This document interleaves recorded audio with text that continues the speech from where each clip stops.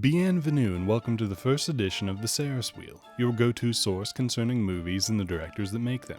It's much more than an incredibly incisive series of video essays or an old, creaky amusement park ride. Feel free to imagine the wheel as an invitation to journey through the storied careers of cinematic artists, both living and deceased. Dust off a nearly forgotten relic from the past, or gaze anew at a recent masterpiece. Quick note before continuing, the Sarris Wheel will be traveling linearly through a director's oeuvre, one film at a time with spoilers aplenty. If you want to fully enjoy the journey, I'd recommend watching each feature before checking out its corresponding video. With that out of the way, feel free to hop on. All aboard who's coming aboard. 3, 2, 1, blast off! As you secure the safety railing at your waist and the wheel slowly gyrates off its axis, feel free to look around at métiers en scène, past and present. Who's that up ahead? Why, it's the man of the hour, arguably the most celebrated director since the medium's birth, Alfred Hitchcock. He's been called the Master of Suspense, but for now, he's our first stop. Kicking off our Hitchcockian deep dive is 1927's The Lodger, a story of the London fog, written by Eliot Stannard and adapted from The Lodger by Marie Belloc-Lowndes. By no means is starting with The Lodger an effort to upset completists. It's technically Hitchcock's third feature. His first, The Pleasure Garden, is unavailable in decent quality, and his second, The Mountain Eagle, is a lost film. Really? You're upset about it? Neither of those had a Jack the Ripper surrogate, and Hitchcock himself said it was the first time he experimented with form or style. Eh? Eh? Ah, there's that smile. The film stars June Tripp as Daisy, a fashion model, Malcolm Keane as Joe, a police detective trying to court Daisy, Marie Alt as Daisy's mother, Arthur Chesney as Daisy's father, and Ivor Novello as the Lodger, a man who may or may not be a serial killer a la Jack the Ripper. The movie's opening shot, a blonde woman screaming, sends a clear message to the viewer for what's in store. Hitchcock establishes a tone of fear and paranoia that would pair nicely with Fritz Lang's M. Gradually, the film doles out important information. There's a killer on the loose known only as the Avenger. He targets women with blonde hair. He wears a scarf to conceal the lower half of his face. He only attacks on Tuesdays. Basically, he's a demented version of a Schwann's delivery man suffering from a cold. Panic sweeps the streets of London. Multiple people pretend to be the Avenger, from a trenchcoat-clad idiot to a playful showgirl, each taking turns to scare the living daylights out of, respectively, an elderly eyewitness and a fellow burlesque performer. Perhaps it's Hitchcock's intent to prove that, even in times of crisis, people can still manage to be complete assholes. Despite the mass hysteria, not everyone can be the killer. Enter Daisy, whose golden curls imply that she's a natural victim. Although she first appears as a glamorous fashion model, it soon becomes apparent that she lacks pretensions. She assists her parents with the duties of their boarding house and politely entertains the admiration of a local detective. Her home life is quaint and cozy, a pleasant counterbalance to the frenzied streets outside. Perfectly quaint and cozy until The Lodger. In the best scene of the film, Ivor Novello's titular character arrives at Daisy's door, ominously labeled 13. At the same time the light in the house flickers, Daisy's father sets to work fixing the light as Daisy's mother opens the door. Ivor Novello's scarf-clad face fills the frame.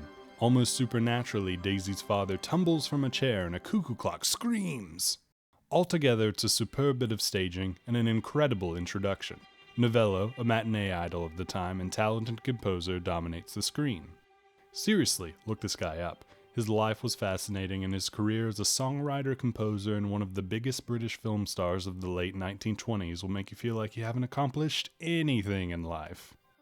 Unlike Novello himself, the Lodger is a sinister force, bringing the madness of the outside world within the orderly walls of Daisy's home. He forces all the paintings of fair-haired women to be taken from his room and, in a visually impressive shot, paces so heavily that it causes a chandelier to sway, literally upsetting the peaceful status quo of the boarding house.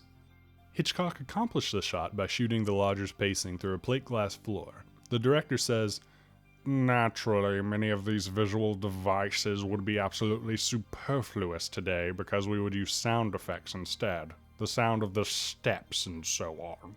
That quote's from Hitchcock Truffaut, a book detailing Francois Truffaut's 1962 interview with Hitchcock. It's a fascinating read and goes through Hitchcock's films one by one, partially inspiring this very wheel.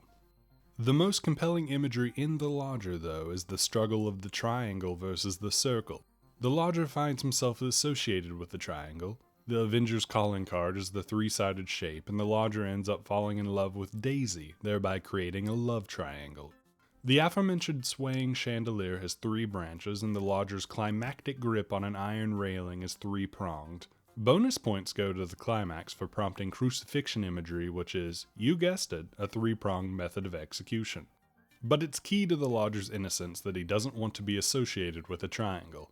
He wants to be with Daisy and not have Joe as the oafish third corner of a love triangle. He doesn't want to pace anxiously in his room, shaking the three-pronged chandelier, but his sister's death compels him. And he most certainly doesn't want to be horrifically crucified by an angry mob. Joe, on the other hand, is almost gleefully associated with the circle. When charting the Avengers' crime scenes across the city, he draws lazy circles indicating where the killer is struck, not as precise as the Lodger's clean triangles. Joe's mission in the film, which he states in the first act, is bizarrely focused on circles. When I've put a rope round the Avenger's neck, I'll put a ring round Daisy's finger. The circle is simultaneously a death sentence for the Lodger and a prison sentence for Daisy. There's even a scene where Joe playfully handcuffs Daisy on a stairwell, a gigantic neon warning sign indicating that he's not exactly marriage material.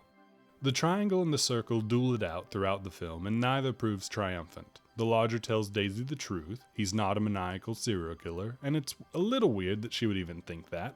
They manage to bat away the brutish one-sided circle and the murderous three-sided triangle. Together they are a two-sided geometric shape, a line, I guess, that can live happily ever after, at least until the next serial killer provokes a city-wide feeding frenzy.